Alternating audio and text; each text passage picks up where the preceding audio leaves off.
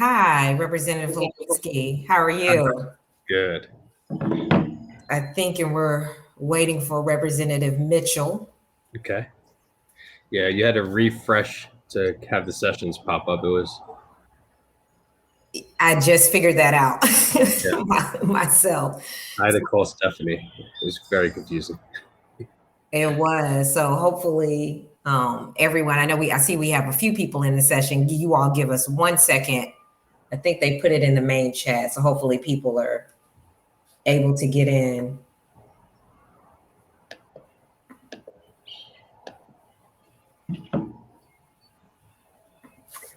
I'll text Chair Mitchell. Thank you. Hit refresh on your browser. Then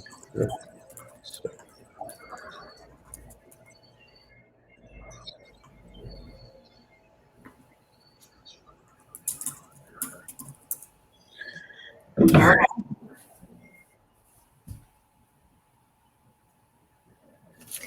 Well, we'll go ahead and get started. In the essence of time, because I know, I think you have to leave a little early. I think Stephanie told me. So I want to make sure we're able to get really into transportation infrastructure. Of course, is a huge issue. Congressman Johnson just spoke about it. We're seeing everyone get excited around this. So I definitely wanted to make sure we get started. And here comes Representative Mitchell. Okay. A little bit to navigate there. Great. Right. I think we all had to hit the refresh button. And well, thank you for joining us. We were just about to start, and I appreciate you all to talk about this very important issue of transportation and infrastructure. We know there are a few main challenges. We think we deal with congestion, sprawl, and the cost, and their complexity really requires strategy and creativity. And so what we want to do is get into this conversation about transportation infrastructure. I do want to remind anybody that's in this session, if you have a question, please utilize the chat session and I'll make sure to monitor it. But the first question I have for you all, and I'll start with State Representative Walensky, what's the first thing that needs to be done to upgrade infrastructure in the county and the surrounding areas? Well, the Georgia legislature, the session before this one, put a lot of funds to the GDOT plan that we're seeing now still going forward on 400 and 285. In terms of DeKalb County, as just what we're trying to do, one of the greatest things that is being worked on, and I'm so happy that Chair Mary Margaret Oliver, who I don't know in history, but with a Republican majority, is a Democrat, and she's the chair of the MARTA committee, and definitely expanding MARTA to further reach and to allow more people to have access to employment that's not right by their home would be a great starting point. But one of the main things we do in the state legislature is funding.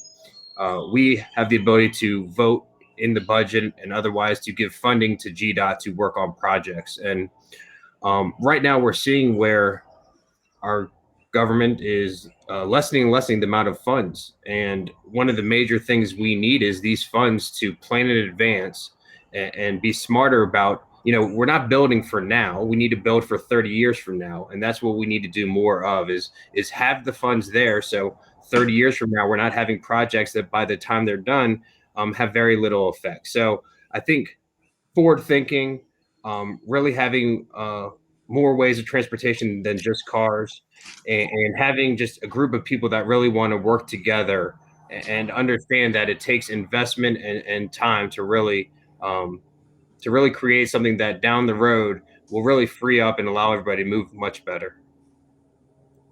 Yeah, that's a great answer. And like you said, it's the forward thinking and thinking about the future generations. So Representative Mitchell, I kind of want to throw that same question to you. In your opinion, what's one of the first things that really needs to be done to help upgrade infrastructure in the county?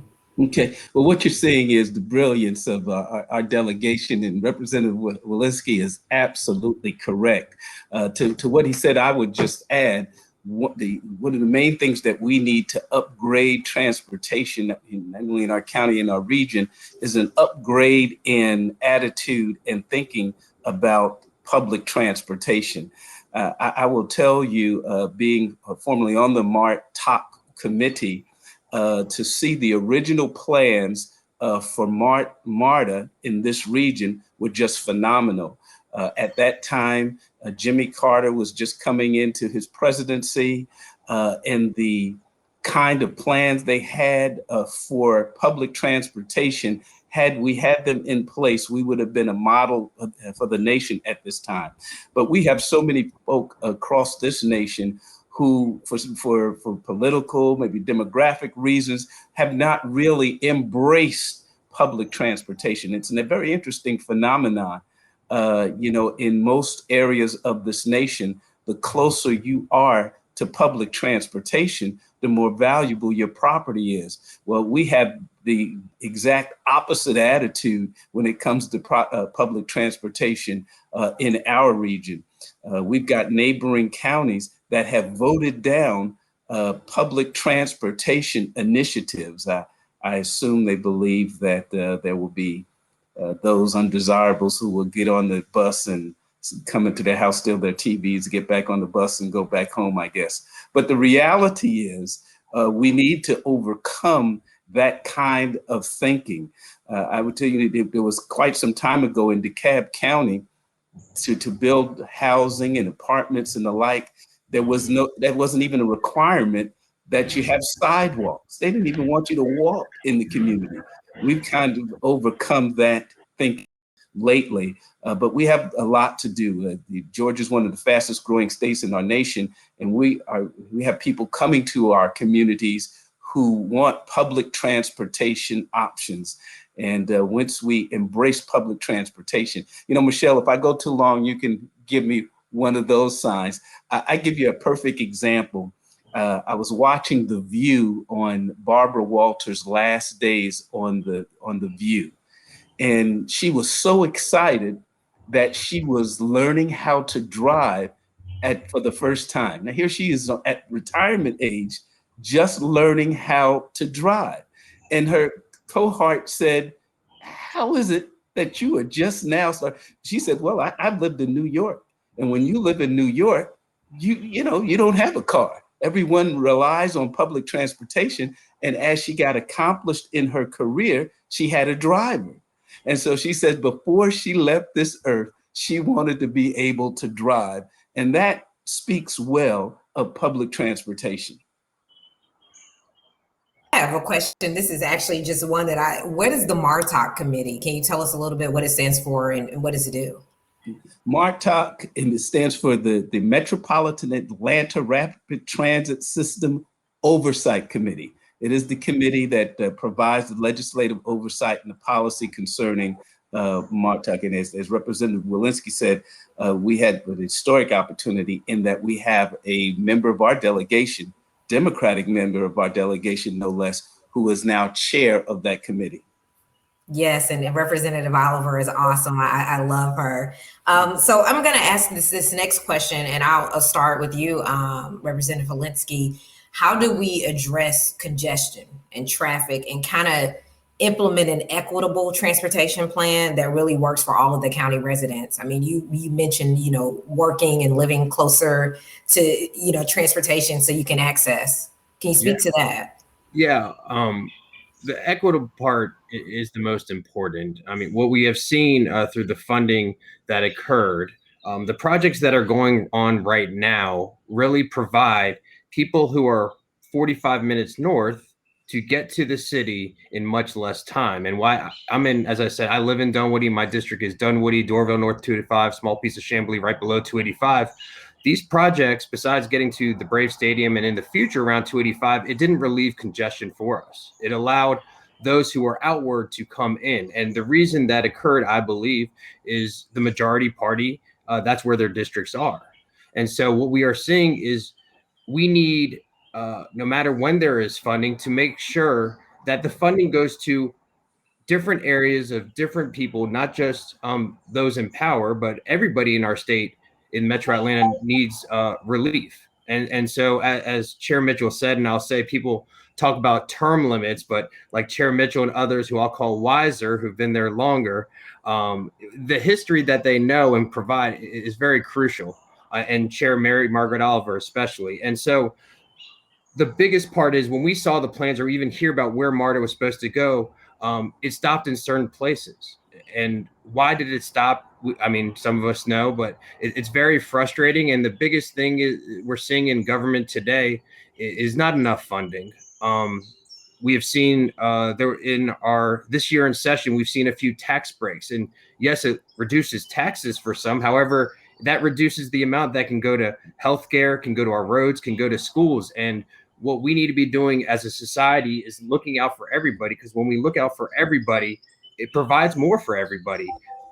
And the biggest thing we need is the word equitable. We need to make sure that MARTA gets completed to the areas it was supposed to make sure that those who are in all areas of DeKalb, because my district is 100% DeKalb, can hop in some mode of transportation and get to a job and provide for their families and provide to others. And even more importantly, can get to a medical facility if somebody's in trouble. So that's the biggest thing, is having GDOT and state representatives and the state legislature working as one unit together to make sure the projects are going everywhere and providing for everyone. Mitchell, how do we address congestion and traffic in the county and really implement a plan that works for everyone? Well, I will tell you, the thought process of our GDOT has traditionally been we build more roads, we widen roads, and it has been my experience that when we build more roads, when we widen roads, it just encourages more cars to get on the road. So we've got to find a way to make public transportation more appealing. So one of the solutions that I have that I wish that I was brilliant enough to have come up with it on my own, but the New York, going back to New York, they were having a problem with people really embracing public transportation in certain communities because it was deemed unsafe. And what they decided to do was come up with a marketing program. And as a result of that, the ridership of public transportation went up exponentially. And the only thing that they did differently was they did a marketing program. In New York, for those of you who are viewing and are experienced with that, every socioeconomic category rides the public transportation in New York. It goes through some of the wealthiest neighborhoods as well as some of the poorest neighborhoods, and there is no problems riding the public transportation. So my answer would be, we need to go on a marketing program such that they understand that public transportation is safe, public transportation is useful, public transportation could be an economic generator. Unfortunately, as Representative Walensky alluded to, we don't have many options as to where public transportation goes into our county. I will tell you, there is a train stop literally adjacent to the Capitol. I would love to be able to get on the train and get up across the street to go to the Capitol, but trying to get to a train station from where I live is an ordeal. It's just not feasible or practical. So we need to correct those inequities for sure. Yeah. I will tell you, Chair Mitchell, prior to COVID, they have one at Perimeter Mall, and it really is amazing just being able to drive a little bit and sit on a train and do work while you just get taken to where you need to go.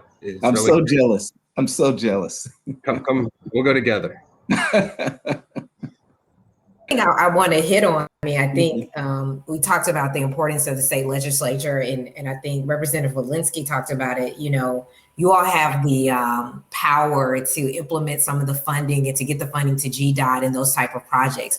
What do you say to constituents? What do we need to do? How do we, lobby and advocate to our state representatives, our state senators, to make sure that funding is dedicated towards the county and towards transportation overall in the state? Well, what I'll say to that as a starting point is, if you remember, Kevin Abel ran for Congress, right? Is that chair? Mhm. Yeah. Okay. He did And yeah, come. and even though he lost, he is now our chair for MARTA for GDOT. I mean, He got. so if you have an issue with GDOT or you want somebody to talk to about what's going on or what can be done, he is the person. You can look him up, and that is his public service role now, and he's doing an amazing job. We have an issue in my district dealing with some of the communities that are the houses are coming down to make room for 285, and I could only help so much because that's not my realm in terms of GDOT being an executive function, but he came in and he's communicating with those constituents, communicating with the commissioner, and trying to make sure mainly that those properties get bought for a fair amount is what's going on. But as a starting point, if you're really interested in the transportation, we approve the funding and then GDOT approves the project. So talking to Kevin Abel, or if you want me to set up a meeting with the commissioner of GDOT or some of his team, that is something we can do. We can be that liaison. But what is difficult is sorry for repeating, is that it's, the GDOT is an executive branch and we can only approve the funding. They approve where and when it's used. And that's, we're seeing the 400 projects coming first and then 285. But we need to make sure that projects are getting funded and go even wider. Do you have anything to add to that? Yeah, just to add that this is a classic example of why voting matters so much. Every now and then I will hear, and I'm sure it's none of the chamber members because they understand the importance of their vote as it relates to getting policy created. But it's only elected officials in our form of government in this nation that are authorized to create public policy. We have those who enforce it. We have those who interpret it. But the only people that are created in this country are elected officials. So if you wish to have a particular public policy advance, advocating for it is great. You must do that. But certainly you've got to get the right public officials in there to make certain that your point of view can be advanced. That I believe, and Representative Walensky hit on this, and I wanted to go back to. He talked about forward thinking, really the creativity and type of transportation. Representative Mitchell, what would what would be the dream forward thinking type of creativity around transportation and making sure that one is equitable and that people really have access? Well, I encourage your members who are truly interested in this is to go to, maybe contact Chair Oliver, who's chair of MARTOC, and say, I'd love to see the original plans for MARTA when it was originally created. And it was amazing. I mean, there were there's three ways that you can get to float to various places, certainly over land, on land, and then underneath land. And certainly we had subways in that proposal. It went to virtually every county in the metro area. Subsequently, I heard of plans to connect virtually every major college campus. I think they called it the brain train. There's proposals to get from Atlanta to Savannah. Could you imagine what economic opportunities would create if you had a high-speed rail train that could get you from Savannah to Atlanta very quickly? We've had all those kinds of proposals, and those are the kinds of, if I had to, my wherewithal to do what I could, those are the kinds of proposals that I would make sure that would be implemented. The fact of the matter is business opportunity, business corporations that come to our region, come to our state, one of the first categories that they look at is how is public transportation? How can my workforce get to me and to avoid the traffic congestion that our region is seeing a surge in. I will tell you, we are in reapportionment mode now. And for those of you who aren't aware, that's when every 10 years, as a result of the census, we have to reapportion all the districts so that they can be equal. I've gotten preliminary data in Georgia is growing at a phenomenal rate. I mean, 1 million people since the last census, almost 300,000 in 2019 alone. And those people have to drive cars. So we've got to find a way to encourage people not to get in their cars. Otherwise, it's going to be a hindrance to business expansion. It's going to be a hindrance to our economic development. Representative Walensky, when we talk about economic development, and we have a whole nother session on that, but do you think sometimes people don't see that correlation, right? Improving transit, transportation, and how it brings in businesses and how it can help a county or a state grow? And then what can we do to really educate people more about the importance of that? Yeah, 100%. We have seen where, like over in Chamblee, where a new MARTA station pops up, the amount of growth, both from people living in the area, but the amount of jobs and the amount of buildings that go up. 100%. I agree that most people, most people are concerned, which is great, right? That's what we need to do in life. We're concerned about our families, what we're trying to do to make sure our lives are okay. But as elected officials, we have the opportunity to broaden and learn so much more and try to do in our best way what helps everybody. And, from what I've learned over these 2 terms is that 100%, the more transportation there is in your society, and especially when there's more modes of transportation, we can get people off the roads. I mean, we've seen tons of studies that when you're not stuck in a car for an hour and you get to do whether it's public transportation or a shorter drive due to public transportation, you're actually much healthier. And that saves us money in healthcare, and then in terms of our businesses, if we have healthier employees coming to our businesses who are not as stressed, all of our businesses will do better. And there are so many good things that would come from if we had multiple modes of transportation, both in people's enjoyment of time and work, our companies' enjoyment of time and work. Our companies would be more functional because they would have a wider base of employees to grab from or to choose from because more people could get to where they need. The biggest problem we're seeing right now, not only with the lack of workforce, is due to the COVID-19 and people just having less financial ability, there's less ability for people to get to jobs they've had before. And so there are so many positive implications for business, for healthcare, when we improve transportation. So when we talk about, my view of our government is, I have many views, but our main objective should be helping education, transportation, healthcare, and our businesses, especially small businesses. And by helping transportation, you're in fact helping all of those. And so if we can actually, as a state, invest the proper amount of money on the front end, but that's what an investment is, right? An investment is when you put money on the front end, which is very frustrating, but on the back end, you end up saving. If we invest in transportation, we'll sell our companies will make more money, so that will get more funds to our through taxes. Our healthcare will be less because people will be healthier, and people's transportation will be less. So that's why it's called an investment. People use the word taxes a lot. I try to use the word investment, and that's what we're trying to do. And anybody who pays taxes is just investing in their lives. Great response and absolutely true. I know that we have a little extra time just because we were early. I know somebody who has to leave early. I want to make sure. I can stay. My wife got home. I have 2 daughters, and one's out of school, one's in school. My wife just walked in, so I'm okay.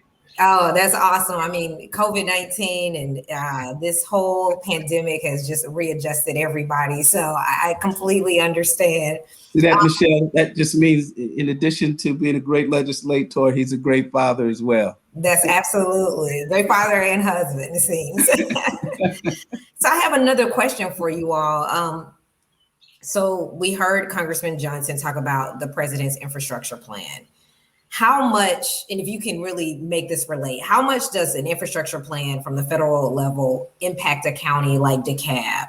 And then what's needed to make sure that the county successfully receives its resources and is allocated towards DeKalb and its businesses? And we'll start with Representative Mitchell. Yes. You know, in full disclosure, let me just say that I co-chaired the Biden for President Georgia campaign, and there were many discussions about this plan. So if I see particularly effusive, I just wanted to make sure that I got the full disclosure out. You know, this is an issue that is very, very, and I probably could add several more berries onto that to President Biden. As you may know, he rode public transportation daily to the U.S. Senate when he was a senator. He lived in Delaware, and because he wanted to have that close relationship with his family and his young children at the time, he got on public transportation into D.C., which has an incredible public transportation system, and back. So as a result of that, he has a Build Back Better plan, and we have never, ever seen this much money put into public transportation by a presidential administration ever. We're talking about $85 billion to modernize transit agencies, $85 billion. We're talking about another $115 billion to do what he calls Fix It Better, and that's for our bridges, our roads, and of course our main streets in our county and around this country. So those are the kinds of things that will definitely help a county like DeKalb. The reality, along with those investments, as you may know, becomes the economic generators that they create. For instance, businesses have to do that. Employees of those businesses have to do that work. So it creates a very interesting scenario where that everyone can benefit by that. And I will lastly say that one of the things that he's encouraging to do is something that we have not done a good job of in Georgia. Is the state really does not support MARTA. It really does not support that infrastructure.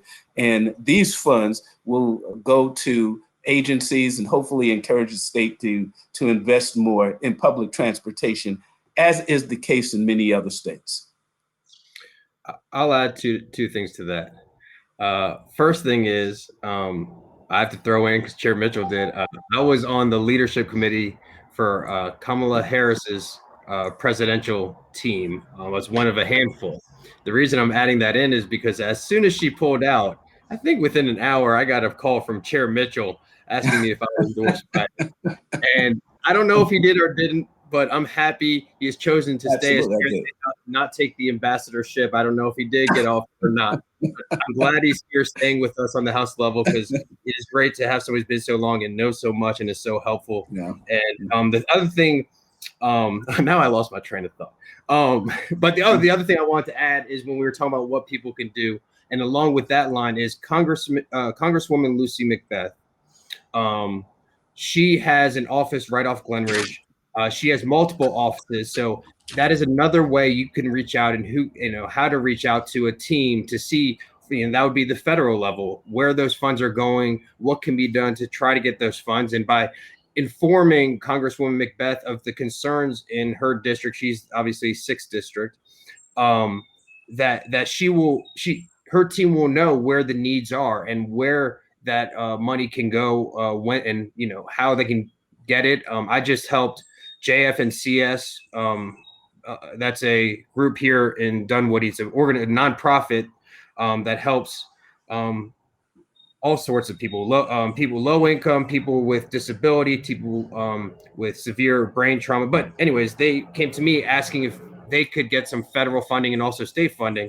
And it's the same idea. I put them to Congresswoman Lucy McBeth and for the federal stuff. And that's what people can do, is reach out to her team. That's the goal, is to reach out and learn how things and where things are going. So important, and enough people don't realize that you have those resources on the ground, and Congressman McBath's, her office is very open. They're responsive, and I think they do a great job with that. I had a question. I wanted to go back. We talked about transportation equity, and we're hearing a lot about equity. And when you look at the history of the country, and we're talking about infrastructure and how that is built in. We often talk about race with equity, but we often don't think about people with disabilities and how transportation affects their day-to-day lives. And I was just wondering, in the county, how important is that, the sidewalks and being able to access certain buildings and things? How does the equity play in that role in regards to people with disabilities as well? Well, so in real life, not my part-time job as state rep, but I'm a serious injury wrongful death attorney. And in about 2013, I had a case, a person who was disabled, having trouble getting on a certain mode of transportation, and there were issues, and I worked within months. And so the good thing about how they're supposed to be built. But I actually spoke to somebody last week, a constituent who called, and there was a job fair. And one, it was very difficult for her in a wheelchair to get in. And two, there were no jobs for people with disabilities. And so I think that goes back to just making sure that when we're building and creating modes of transportation, that we're informed and thinking about everybody. Exactly like you said, the idea of being equitable and making sure, because there are so many people with so many different disabilities that can be in the workforce, but they have to sometimes get over so many barriers, and one of those is transportation. So we just have to make sure that we take that in consideration and make sure they can get around as easy as everybody else. Absolutely.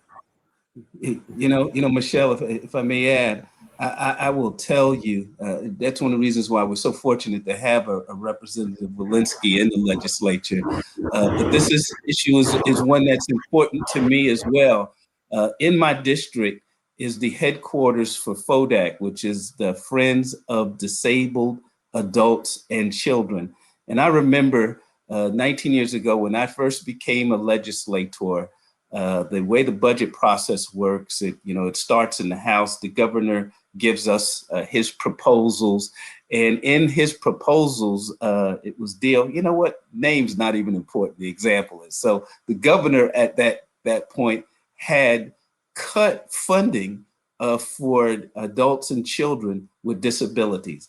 And in as much as that organization was headquartered in my district, they came to see me. And I mean, I was literally in my first month as a legislator. And I couldn't tell you at that time where all the bathrooms were, but they said, what can we do? This will be devastating to our community. And I almost flippantly said, well, this is the governor's proposal.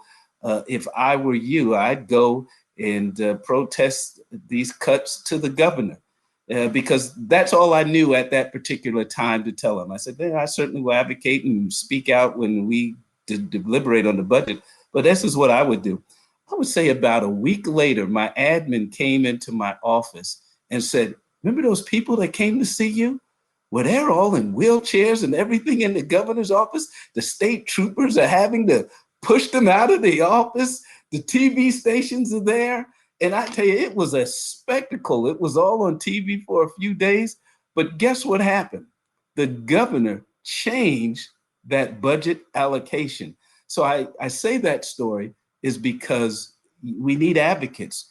Certainly your policymakers, we respond to our voters and our advocates, but if there's an issue that is important to you, you have to make it known.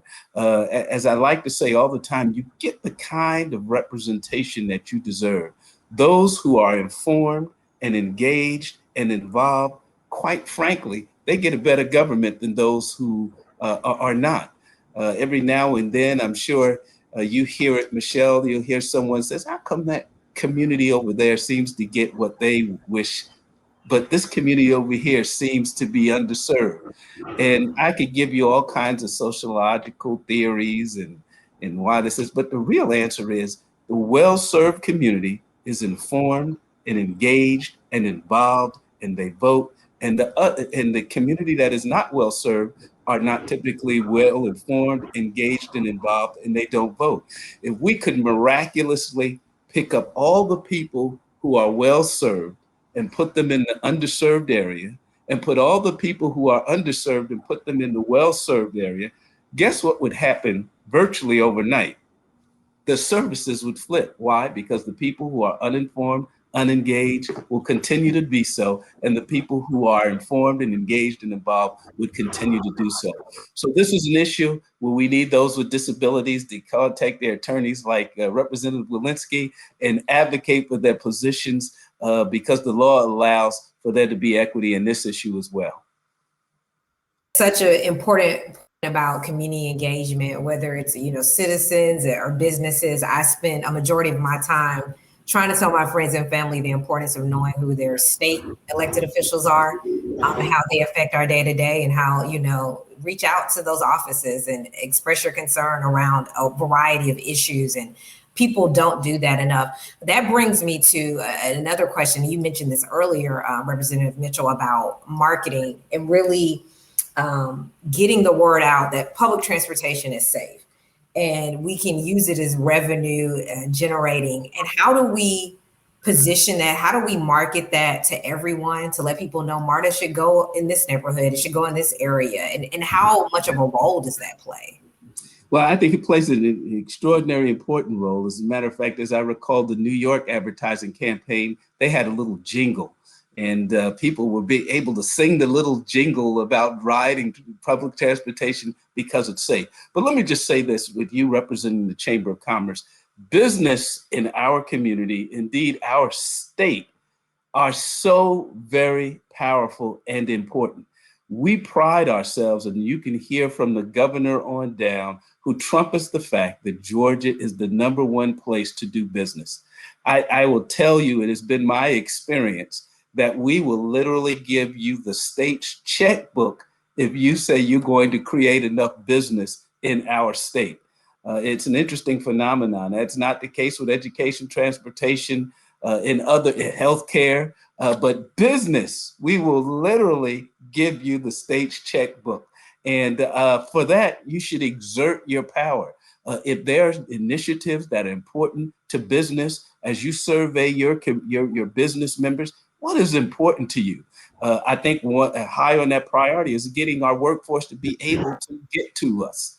And if they advocate for that with their elected leaders, they will see a difference like they've never seen before. And I'll add to that. From what's amazing is the amount of issues that we have to deal with. Our session's only 40 legislative days over about 3 months, and we're dealing with multi-billion-dollar budget, and then we have all these other issues, and we can only do so much. We can't do everything, but the things, as Chair Mitchell said, and the things that, this is my second term, that I see get done is when you have a group of individuals who get together and are informing me what they are doing, and I help them where I can help. And then I learn from them, actually. The things that I've learned, and this goes to the business community, if there's an issue out there, and if you can get a group together, and if it's transportation or if it's business, and have them be informed, as Chair Mitchell said, and be involved, and go by the governor's office, go by the Speaker's House office, come by my office. That is how things get done. And people want to learn from me, but things really get done when I'm learning from them what they're doing, and then I can help and be a liaison and then guide in my role. No, that's an excellent response. And I want to, ask you all to give us your contact information. How can we reach you all? But leave us with a final thought. And we talk about transportation infrastructure and everything we've talked about in this session. What would you say, and I guess we've hit on a little bit, overall, what would be a final thought that you would want to leave the businesses and the residents that are attending this session? You want me to go? All right. Go right ahead. My final thought would be to the business community, especially small businesses and large businesses. We know what an investment is. We know what it's like to look at our what we have and decide we're going to put this away, and it's going to hurt for a while. But on the other side, so much more is going to come out of it. And I think that's what our state needs to learn, and our community and I think our country as a whole is, this idea that governments aren't doing what they should. Well, if we could get governments more money and work together with them to invest and create, we're talking about transportation in this one. So transportation 50 years from now, and that's hard, right? Because as a community, we sometimes are just thinking about ourselves. But when you think of transportation, you have to think of down the road, and it may not help you. It may help the next generation.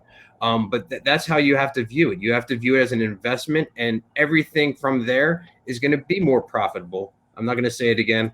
Healthcare, businesses, education, all of it will be better if we could just think of the future. Oh, and my contact information. Yes. You can go to my website, which is Wilensky, WILENSKY, FORGA.com. So it's Wilensky4GA.com. And the easiest way to reach me right now is I'm back at work. So 678-791-1725. And just Google my name. I'm not hard to reach. And everybody says, oh, I don't want to call. I don't want to bother you. I can assure you very few people call. It is amazing. It's a phenomenon, as Chair Mitchell would say. It is just everybody just call. I answer my phone. People are always surprised. So happy to help where I can. Thank you. And Representative Mitchell, you leave us with some final thoughts and words about transportation infrastructure. Well, what I will say is the example that I'm going to use is Kodak. I remember when I was in my teens, everybody had a little Kodak little camera. Those little disposable cameras, and you wind up and you took them to them. You know that those are obsolete now. They were the premier photography instrument in their day, and they had 90 some odd % of the market. And now because they did not envision what the future was like. They did not envision what would happen with digital, and certainly what's going on with our phone now that everyone has a built-in camera. And I suggest that is the same instance that we find with our businesses. If we don't embrace public transportation, if you don't advocate for better ways for our citizenry to move around and get to your business and make sure that the region can prosper, it will have a diminishing effect on your business in the long run. And one day we will look back at Georgia, as we do right now with Martin, and say, why didn't they do a better job there? It was because we did not have the foresight, the vision to see forward what could happen if we do better. I submit to your businesses that are represented here, now that we know better, we should do better. And it will have a great effect on not only our region, not only in the quality of our air, not only in getting citizens around, but it will create better business opportunities as well. And I'm one of those pro-business legislators. I want business to make as much money as they possibly can, because when they make as much money as they possibly can, they pay more taxes. And they pay more taxes, they employ more people buy more things, and it's the circle of life. And so I would hope that they would take that from this session. How you can contact me is my website is billymitchell.org, O-R-G, BILLYMITCHELL.org. At the moment, it's being retooled because now I can accept campaign contributions. So give me a little patience, because I want you businesses to go there and hit that contribution button very seriously. My email address is billy.mitchell@house.ga.gov.